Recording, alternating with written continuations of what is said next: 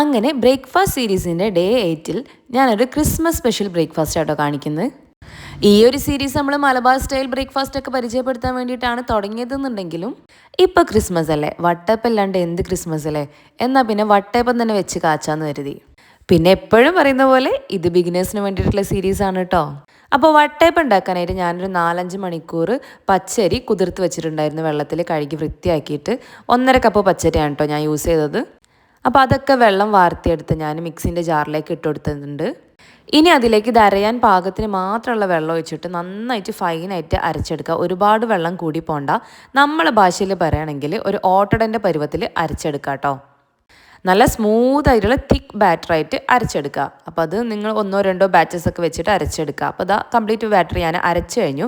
ഇനി അതൊന്നൊരു 3 table spoon ഞാൻ വേറൊരു പാത്രത്തിലേക്ക് മാറ്റുന്നുണ്ട്. അതിലേക്കൊരു 3/4 കപ്പ് വെള്ളം കൂടി ഒഴിച്ചിട്ട് ഇത് നമുക്കൊന്ന് കാച്ചി കുറുക്കിയെടുക്കണം. അപ്പോൾ അടുപ്പിൽ നമ്മൾ വളരെ ലോ ഫ്ലെയിമിലിട്ടിട്ട് വേണം ഇത് കുറുക്കിയെടുക്കാൻ. ഹൈ ഫ്ലെയിമിലിട്ടിട്ട് പെട്ടെന്ന് ചെയ്തെടുക്കരുത് കേട്ടോ. ലോ ഫ്ലെയിമിൽ വെച്ചിട്ട് പതുക്കെ പതുക്കെ അങ്ങനെ ഈ ഒരു പരുവത്തിലാക്കിയിട്ട് ഇത് എടുക്കുക. ഒരുപാട് അങ്ങോട്ട് കട്ടിയായി പോകണ്ട, ചെറിയൊരു രീതിയിൽ നമുക്ക് ഇങ്ങനെ കോരാൻ കിട്ടണം. അങ്ങനെ അതൊക്കെ നന്നായിട്ട് നമ്മൾ തണുപ്പിച്ചെടുത്തിട്ടുണ്ട്. തണുത്തതിന് ശേഷം ഞാൻ നേരത്തെ അരയ്ക്കാനെടുത്ത അതേ ജാറിലേക്ക് ഇത് മാറ്റാണ് കേട്ടോ. അതിൻ്റെ കൂട്ടത്തിലേക്ക് 3/4 കപ്പ് ചോറും, ചോറിന് പകരം അവൽ വെള്ളത്തിലിട്ട് കുതിർത്തിട്ട് അത് ചേർത്താലും മതി. പക്ഷെ അവലെടുക്കുമ്പോൾ നിങ്ങൾ വെള്ള അവൽ തന്നെ എടുക്കാൻ വേണ്ടി ശ്രമിക്കുക കേട്ടോ. പിന്നെ 1 കപ്പ് തേങ്ങ, 1/2 ടീസ്പൂൺ ഡ്രൈ ഈസ്റ്റ്.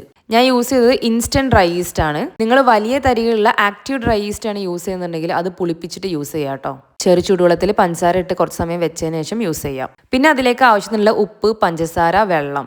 ഞാനിപ്പോൾ ഇത് ബ്രേക്ക്ഫാസ്റ്റിന് വേണ്ടിയിട്ട് ഉണ്ടാക്കുന്ന വട്ടയപ്പം ആയതുകൊണ്ട് തന്നെ പഞ്ചസാരയൊക്കെ അതിനനുസരിച്ച് ചേർത്തിട്ടുള്ളൂ. ഇതേ സെയിം വട്ടയപ്പം നമുക്ക് ഈവനിങ് സ്നാക്ക് ആയിട്ടൊക്കെ യൂസ് ചെയ്യാം, കറിയൊന്നും കൂട്ടാണ്ട് കഴിക്കാൻ വേണ്ടിയിട്ട്. അങ്ങനെയാണ് നിങ്ങൾ ഉണ്ടാക്കുന്നുണ്ടെങ്കിൽ പഞ്ചസാര 1 കപ്പ് 3/4 കപ്പ് വരെയൊക്കെ യൂസ് ചെയ്യാം കേട്ടോ. കൂടെ തന്നെ കുറച്ച് ഏലക്കായും കൂടി ഇട്ട് അരച്ചെടുക്കാം. സ്നാക്ക് അല്ലാത്തതുകൊണ്ടാണ് ഞാനിപ്പോൾ കറി കൂട്ടി കഴിക്കാനുള്ളതുകൊണ്ടാണ് അത്രയും സ്റ്റെപ്സ് സ്കിപ്പ് ചെയ്തത്. ഇനി ആ അരച്ചത് മൊത്തം അതിലേക്ക് ഒഴിച്ചിട്ട് നന്നായിട്ട് മിക്സ് ചെയ്തെടുക്കുക. എല്ലാ ഭാഗത്തും ഒരുപോലെ മിക്സ് ചെയ്തതിന് ശേഷം ഒരു 5-6 മണിക്കൂർ ഫെർമെൻറ്റ് ചെയ്യാൻ വേണ്ടി മാറ്റി വെക്കുക.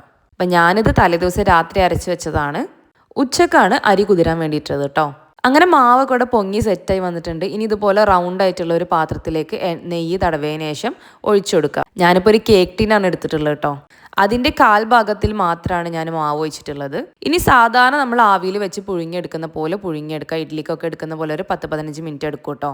ഒരു 12 മിനിറ്റ് 15 മിനിറ്റിനുള്ളിൽ. ഞാൻ നിങ്ങൾക്ക് കാണിക്കാൻ വേണ്ടി ഈ ഒരെണ്ണം മാത്രമാണ് ഈ റൗണ്ട് പ്ലേറ്റിലാക്കിയിട്ടുള്ളത്. ബാക്കി ഇതുപോലെ ഇഡ്ലിത്തട്ടിൽ ഇഡ്ലിൻ്റെ ഷേപ്പിലാണ് കേട്ടോ ഉണ്ടാക്കിയെടുത്തത്. അങ്ങനെ നല്ല സൂപ്പർ സോഫ്റ്റ് ആയിട്ടുള്ള വട്ടപ്പം റെഡി ആയിട്ടുണ്ട്. അതിൻ്റെ കൂടെ കഴിക്കാൻ നല്ല ചിക്കൻ മപ്പാസായിട്ട് ഉണ്ടാക്കിയത് അടിപൊളി ടേസ്റ്റാണ്. അപ്പോൾ അതിൻ്റെ റെസിപ്പിയും കൂടി ഞാൻ ഷോർട്സ് ആക്കി അപ്ലോഡ് ചെയ്യുന്നുണ്ട്. എന്തായാലും കണ്ടു നോക്കുക, ഉണ്ടാക്കി നോക്കുക, അഭിപ്രായം